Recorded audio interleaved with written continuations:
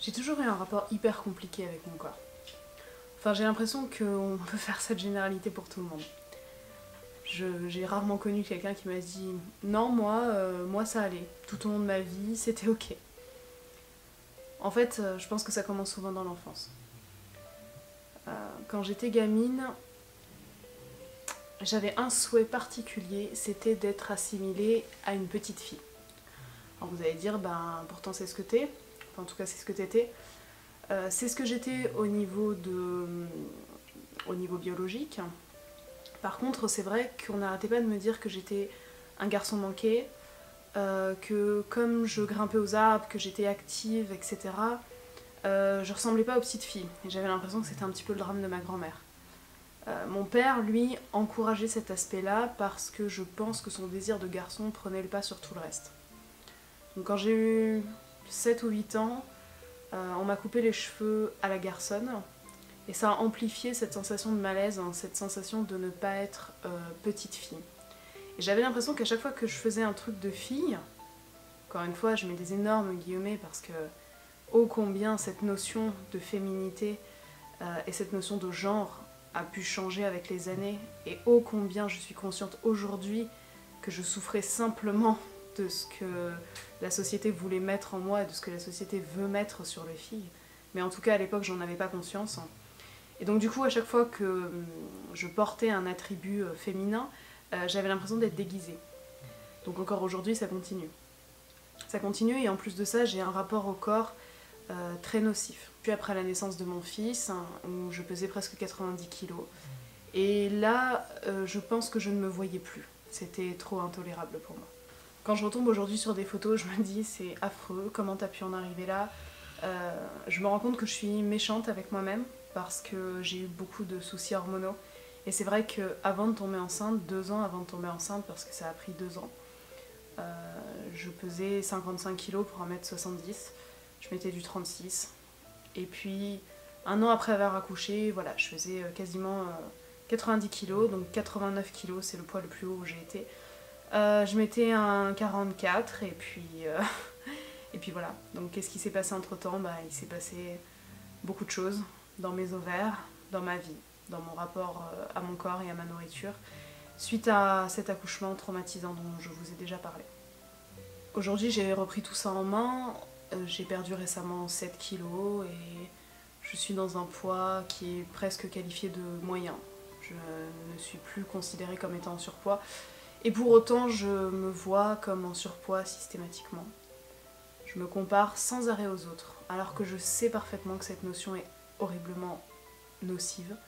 Je ne sais pas si ça vient du fait d'avoir été particulièrement violentée quand j'étais enfant, particulièrement rabaissée, mais j'ai toujours eu l'impression de prendre trop de place.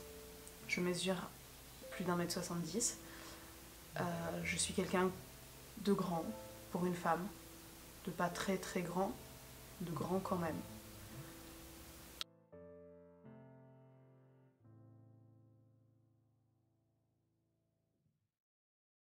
Je suis quelqu'un de très compétitive. J'aime marcher longtemps, j'ai beaucoup de mental. J'arrive très bien à me fixer des objectifs et à les tenir. Et mon corps, lui, il souffre. Il souffre en permanence. Il souffre parce qu'il a une double déviation de la colonne.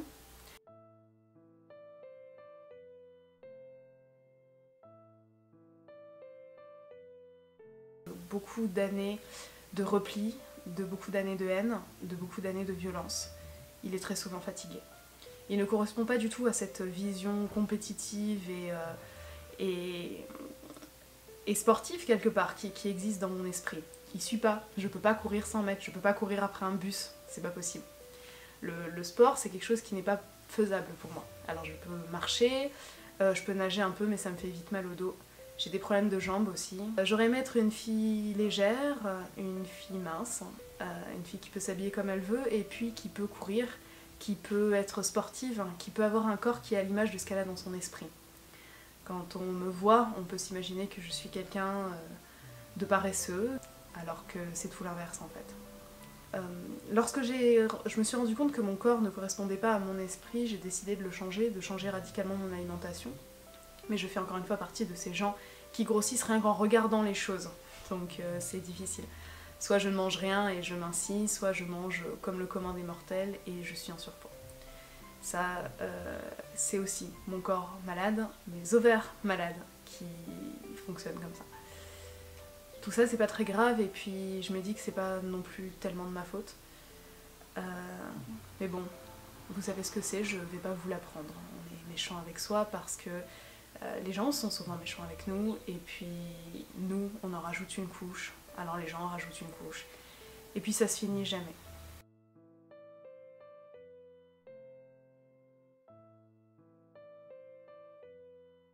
Je sais que j'ai déclaré la guerre à tout ce qui était autour de moi.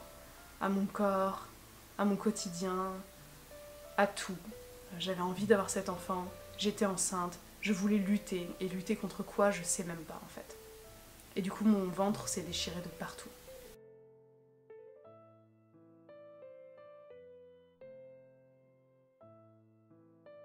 Et il s'est même pas déchiré pendant la grossesse en fait. Il s'est déchiré le jour de l'accouchement.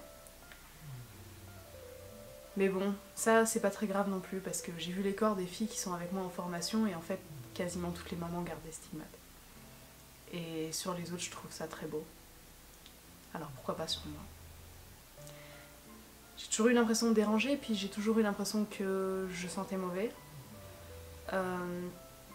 Que... Je sais pas. Je pense qu'il y a aussi pour ça que j'ai eu beaucoup de mal à être tactile avec les gens. J'ai l'impression de les repousser d'une façon ou d'une autre, alors qu'en fait, on m'a toujours dit que non. Mais entre ce qu'on nous dit et ce qu'on intègre, c'est deux choses complètement différentes. Il y a 2-3 trucs que j'aime bien. J'aime bien mes mains.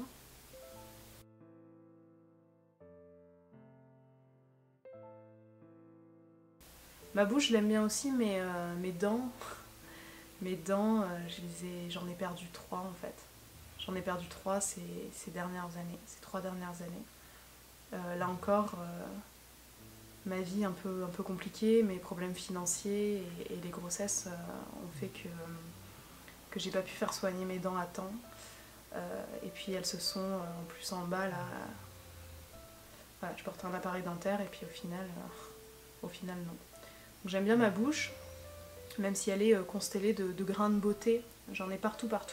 J'ai jamais retenu le nom scientifique de ma maladie des grains de beauté parce que ça ne m'intéresse pas.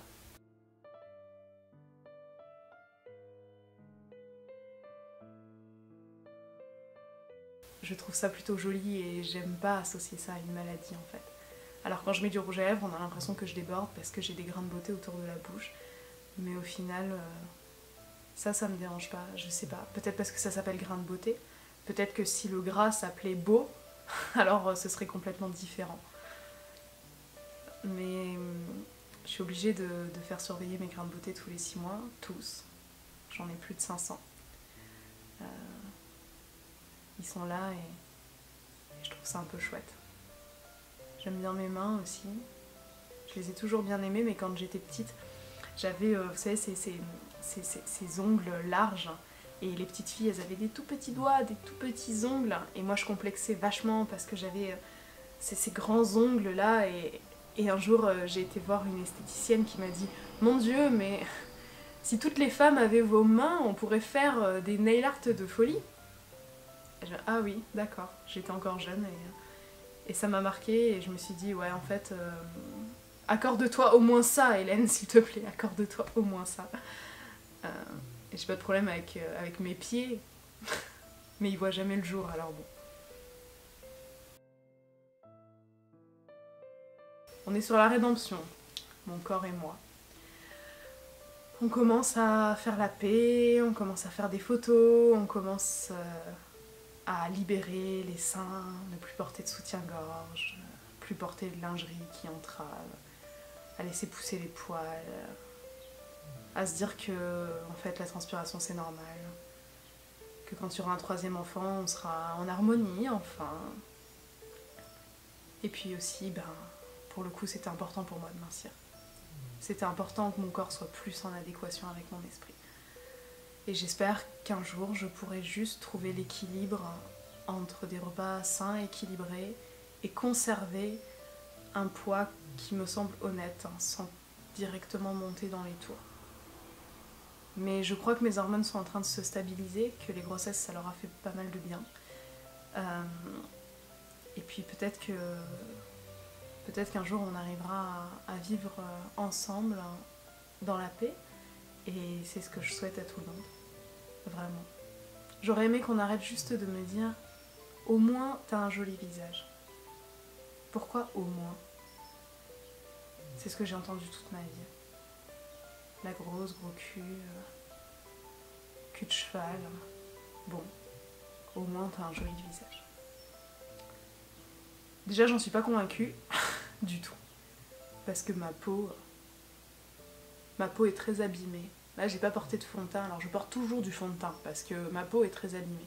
Mais je commence quand même à lâcher prise et à me dire qu'au final c'est pas si grave. Comme quoi il y a du progrès. Au final je me dis que c'est peut-être juste en m'acceptant moi que tout ça changera, que ce rapport changera, c'est sûr, c'est certain même. Et puis les autres, ils sont de moins en moins méchants avec les années. Mais ils osent plus trop me faire de compliments parce qu'ils savent que je dénigre les compliments à chaque fois. J'essaie de ne plus le faire. J'essaie d'accepter quand on me fait des compliments. Et puis évidemment, chaque critique me refait tomber d'un étage. Mais c'est comme ça. C'est un chemin. C'est un chemin qu'on doit tous faire. C'est le chemin de notre société. C'est un chemin que je suis d'accord pour faire. C'est un chemin que j'espère que ma fille aura moins douloureux. En tout cas, je serai là pour l'accompagner. Et puis je crois que c'est un peu le défi finalement de notre existence, hein, de s'aimer d'abord soi, pour pouvoir mieux aimer les autres, pour pouvoir être tolérant avec tout le monde.